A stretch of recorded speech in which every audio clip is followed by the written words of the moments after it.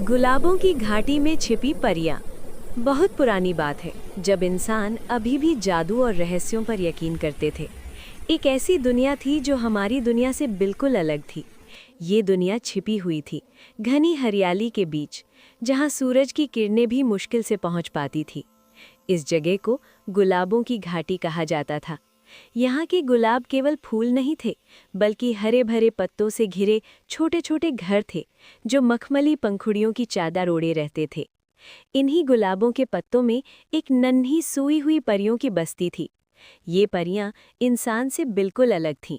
उनके पंख तितलियों से भी ज्यादा नाजुक थे और उनकी चमक सुबह की ओस जैसी थी। उनका सबसे अहम काम था जीवन का शहद बनाना। ये कोई साधारण शहद नहीं था। इसमें सितारों की रोशनी, फूलों का इत्र और चंद्रमा की शीतलता समाई होती थी। ये शहद न केवल उन्हें शक्ति देता था, बल्कि उस अदृश्य कवच का भी हिस्सा था जो उन्हें इंसानी दुनिया से छुपा कर रखता था। उनकी रानी क्वीन लिलियन एक समझदार और शांतिप्रिय परी थी, जिसने हमेशा अपनी प्रजा को इंसानों से दूर रहने की सलाह दी थी। उन्हें डर था कि इंसान उनके जादू को नहीं समझेंगे, बल्कि उसे खत्म कर देंगे। उनकी दुनिया की रक्षा के लिए एक विशाल, प्राचीन ड्रैगन भी था, जिसका नाम इग्नस था। इग्नस सदियों से उस घाटी के प्रवेश द्वार पर सोया रहता था। उसकी गहरी सांसें कभी-कभी धरती को कंपन देती थीं। एक दिन जब सूरज अपने सबसे गर्म तेवर दिखा रहा था, हमारी दुनिया में कुछ ऐसा हुआ जिसने परियों की शांति भंग कर दी। प्रोफेसर विक्रम एक जाने माने वैज्ञानिक थे जो रहस्यों और अदृश्य शक्तियों में विश्वास नहीं करते थे, बल्कि हर चीज को तर्क और विज्ञान की कसौटी पर कसते थे। वो अपनी पत्नी मीना और अपनी 10 साल की बेटी रिया के साथ जंगल के अंदर एक रिसर्च ट्रिप पर थे। प्रोफेसर विक्रम का लक्ष्य था जंगल की अनोखी ऊर्जा का पता लगाना, जिसके बारे में उन्होंने कुछ पुराने ग्रंथों में पढ़ा था। रिया स्वभाव से चंचल और जिज्ञासु थी।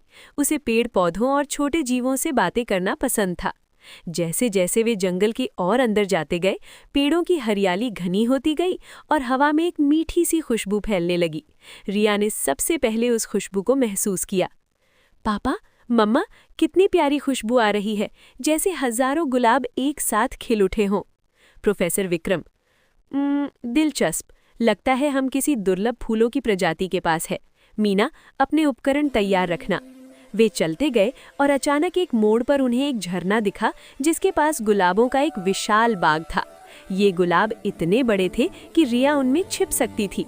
मीना, विक्रम, देखो, मैंने अपनी जिंदगी में ऐसे गुलाब कभी नहीं देखे। रिया, वाह, ये तो जादू जैसा है। काश मैं इनमें से किसी एक में छिप पाती। प्रोफेसर विक्रम ने अपने गैजेट्स निकाले। उनके उपकरण अचानक अजीब रीडिंग देने लगे। अविश्वसनीय, यहाँ ऊर्जा का स्तर सामान्य से कई गुना ज्यादा है। ऐसा लगता है जैसे कोई अदृश्य शक्ति यहाँ मौजूद है। रिया अपनी धुन में उन बड़े बड़े गुलाबों के बीच खेलने लगी। खेलते खेलते वो एक ऐसे गुलाब के पास पहुंच गई जिसकी पंखुड़ियां हल्की हल्की चमक रही थी। उत्सुकता में उसने एक पत्ती हटाई और अंदर झांका। वहां एक मखमली बिस्तर पर एक नन्ही परी गहरी नींद में सो रही थी। उसके पंख सुनहरे थे और उसका चेहरा किसी खिलौने जैसा प्यारा था। रिया की आंखें फटी रह गई। रिया धीमी आवाज में, एक परी, ये सच है। उसने धीरे से अपनी उंगली बढ़ाई और परी के पंख को छुआ। पंख में एक हल्की सी झुंझुनी हुई और परी की आंखें खुल गईं। परी ने रिया को देखा। उसका नाम लिरी था। लिरी पहले तो डर गई, लेकिन रिया की आंखों में उसे कोई बुराई नहीं दिखी। लिरी फुसफुसाते हुए, तुम कौन हो? तुम हमारी दुनिया में कैसे आ गई? रिया खुशी से झूमते हुए, मैं रिया हूँ, मैं तुम्हें छू सकती हूँ। क्या तुम सच में एक परी हो? क्या तुम उड़ सकती हो? लिरी, हाँ, मैं उड़ सकती हूँ, लेकिन तुम्हें यहाँ नहीं होना चाहिए। इंसान हमारी दुनिया में नहीं आते। इसी दौरान प्रोफेसर विक्रम और मीना रिया को ढूंढते हुए उस गुलाब के पास आ पहुंचे। प्रोफेसर विक्रम, रिया, तुम कहाँ हो? मैंने तुम्हें कितनी बार कहा है कि अकेले मत जाओ। रिया ने हड़बड़ाकर परी को अपने पीछे छुपाने की कोशिश की, लेकिन बहुत देर हो चुकी थी। लिरी डर के मारे उड़ने लगी। प्रोफेसर विक्रम ने उसे देखा और उनकी आंखें चमक उठी। प्रोफेसर विक्रम बहुत चक्के होकर, अविश्वसनीय, ये तो विज्ञान का चमत्कार है। एक उड़ने वाला जीव, इतनी छोटी, मुझे इसे पकड़ना होगा। रिया चीखते हुए, नहीं पापा, उसे मत पकड़ो, वो एक परी है। लेकिन प्रोफेसर विक्रम अपनी रिसर्च के जुनून में थे। उन्होंने एक छोटा सा जाल निकाला और बड़ी फुर्ती से लिरी को पकड़ लिया। लिरी अपनी नन्ही आवाज में रोने लगी, मुझे छोड़ दो, मुझे मेरी रानी के पास जाना है। प्रोफेसर विक्रम अपने नोटपैड पर लिखते हुए, अद्भुत, इसके पंखों की बनावट, शरीर का हल्कापन, ये तो अनडिफाइंड स्पीशीज है, मुझे इसे लैब में ले जाना होगा। रिया आंखों में आंसू के साथ, पापा प्लीज, वो डरी हुई है, वो कोई जानवर नहीं है। मीना, विक्रम, मुझे लगता है रिया ठीक कह रही है, ये बहुत छोटी है, इसे छोड़ दो। प्रोफेसर विक्रम, मीना, ये मेरी जिंदगी की सबसे बड़ी खोज है, सोचो इस पर रिसर्च करके हम कितनी नई बातें जान सकते हैं। रिया, शांत हो जाओ। प्रोफेसर विक्रम ने लिरी को एक छोटे हवादार बॉक्स में रखा और अपनी कार की तरफ भागे। रिया उनके पीछे दौड़ रही थी, रोते हुए। रिया अपने पिता से गिड़गिड़ाते हुए बोली, पापा, उसे मत ले जाओ, वो अपने परिवार से बिछड़ जाएगी। प्रोफेसर विक्रम, रिया, ये तुम्हारी समझ से परे है, ये मानव जाति के लिए एक बड़ी उपलब्धि होगी। जैसे ही प्रोफेसर विक्रम कार में बैठे और इंजन स्टार्ट किया, तभी जमीन पर एक जोरदार कंपन हुआ।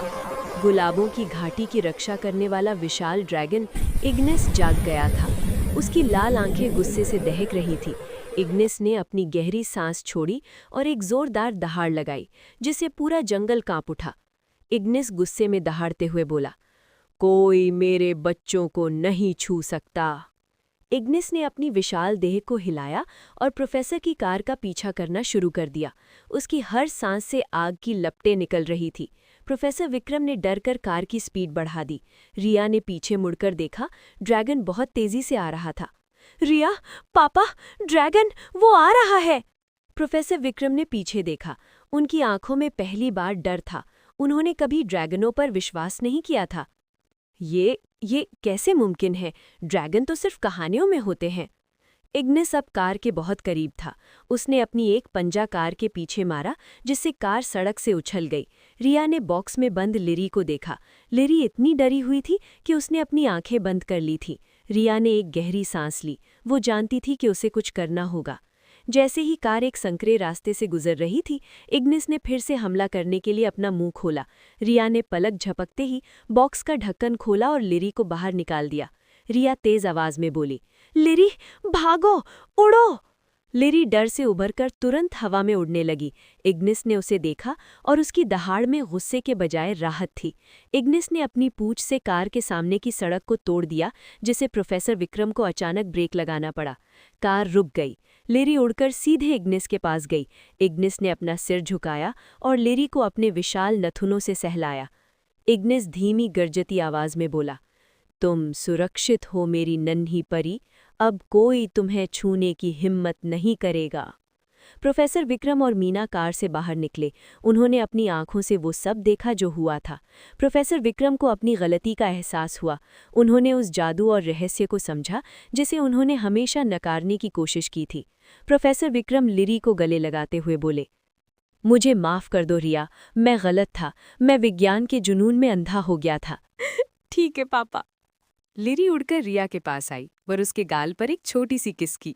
तुम्हारा शुक्रिया रिया, तुमने मेरी जान बचाई। हमेशा दोस्ती रहेगी लिरी। इग्निस ने प्रोफेसर विक्रम और उनके परिवार को एक चेतावनी भरी नजर से देखा, मानो कह रहा हो कि अब वे इस घाटी में वापस न आए। प्रोफेसर विक्रम ने सिर झुकाकर माफी मांगी। धीरे धीरे लिरी इग्निस के साथ उड़कर वापस गुलाबों की घाटी में चली गई, जहां पर परियों की दुनिया एक बार फिर इंसानों से छिप गई। रिया ने उस दिन न केवल एक परी को बचाया था, बल्कि अपने पिता के वैज्ञानिक मन में जादू के लिए भी जगह बनाई थी। प्रोफेसर विक्रम ने अपनी रिसर्च बंद कर दी और कभी भी उस घाटी की तरफ नहीं लौटे।